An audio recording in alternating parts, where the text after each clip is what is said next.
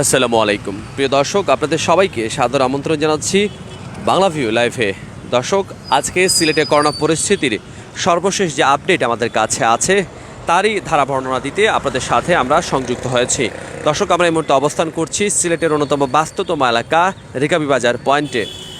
যদিও দেশ জুড়ে কঠোর লকডাউন চলছে এবং সেই কঠোর লকডাউনের আর মাত্র দুদিন বাকি, বলা হয়েছে যে 10 আগস্ট পরে দেশে আর কোথাও লকডাউন থাকবে না। তারপরেও মানুষজন কিন্তু খুব একটা ঘরের ভেতরে নেই, যেহেতু আজকে থেকে গতকাল থেকে গণটিকার কার্যক্রম শুরু হয়েছে এবং গণটিকার কার্যক্রমে অংশ নিতে আজকেও মানুষজন নানা জায়গাতে ছুটে যাচ্ছেন এবং তুলনামূলকভাবে একটু একটু করে শহরের ভিড় কিন্তু বৃদ্ধি পাচ্ছে।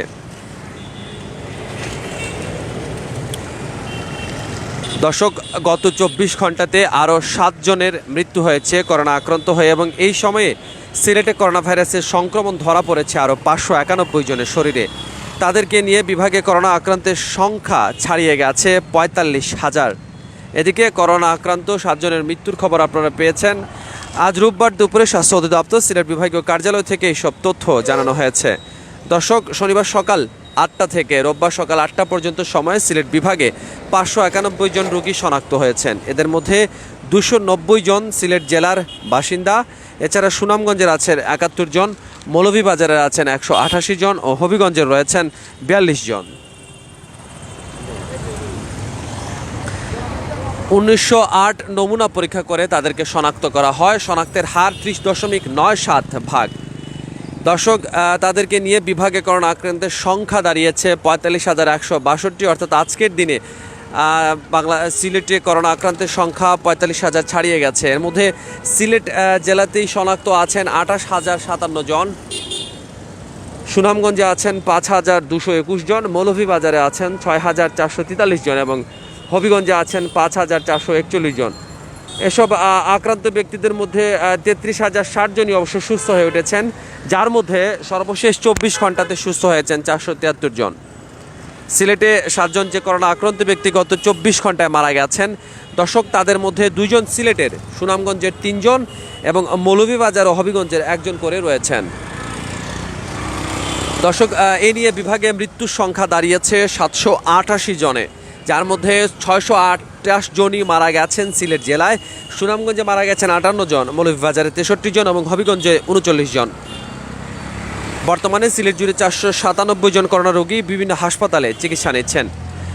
দর্শক, ঢাকা শহরে, রাজধানী ঢাকায় কিন্তু করোনার পাশাপাশি ডেঙ্গুর প্রকোপও বৃদ্ধি পাচ্ছে এবং এডিস মশার ফলে যে ডেঙ্গু রোগের উৎপত্তি হয়, সেই ডেঙ্গু রোগের উৎপত্তির স্থান নির্ধারণে সিসিক কিন্তু সিলেট সিটি কর্পোরেশন কাজ শুরু করেছে এবং তারা বলেছে যারা 10 দিন ধরে অভিযান চালাবে এবং যে কোনো ধরনের ডেঙ্গুর উৎসের সন্ধান পেলে সেটি সিসিককে জানানোর জন্য বলা হয়েছে। ইতিমধ্যে ঢাকা সহ সারা দেশে অনেক মানুষ ডেঙ্গু আক্রান্ত হয়ে মারা যাচ্ছেন, যদিও বেশিরভাগ মানুষই ঢাকায় মারা যাচ্ছেন।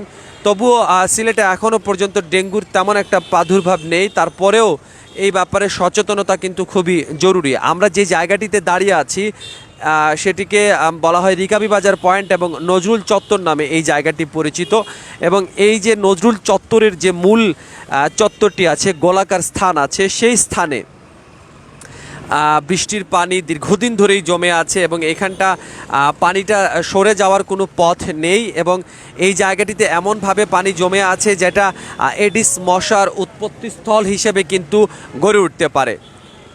আপনাদেরকে একটু দেখানোর চেষ্টা করব। জমে থাকা এই পানিটি একদমই নোংরা হয়ে গেছে, ময়লা হয়ে গেছে এবং আমাদের এই লাইভের মাধ্যমে আমরা যথাযথ কর্তৃপক্ষ সিলেট সিটি কর্পোরেশন, যেহেতু তারা বলেছেন যে ডেঙ্গুর উৎসস্থল তাদেরকে জানাতে, আমরা তাদেরকে জানিয়েছি এবং ইতিমধ্যে এটি কয়েকটি গণমাধ্যমে এই ব্যাপারে প্রতিবেদনও প্রকাশিত হয়েছে, যে বলা হয়েছে ডেঙ্গুর উৎপত্তিস্থল হতে পারে এই ধরনের জমে থাকা পানি এবং এই ধরনের জমে থাকা পানির ব্যাপারে অবশ্যই সিলেট সিটি কর্পোরেশন যারা দায়িত্বপ্রাপ্ত আছেন তারা দেখবেন, কারণ তারা বলেছেন যে বাসা বাড়িতে ডেঙ্গুর উৎপত্তিস্থল তাদেরকে জানানোর জন্য এবং এই জায়গাগুলো আসলে মহাসড়কের মধ্যেই অবস্থিত এবং এটা আসলে বাসা বাড়ির মানুষজন জানাতে পারবেন না, এটা নিজস্ব তত্ত্বাবধানে সিসিককেই দেখতে হবে। আর কারণ এই ধরনের যে জমে থাকা পানিতে এডিস মশার উৎপত্তি হয় এবং এ ব্যাপারে যদি সিলেট সিটি কর্পোরেশন কর্তৃপক্ষ উদাসীনতা দেখান তাহলে কিন্তু সিলেটে ঢাকার মতো খারাপ অবস্থা তৈরি হতে পারে।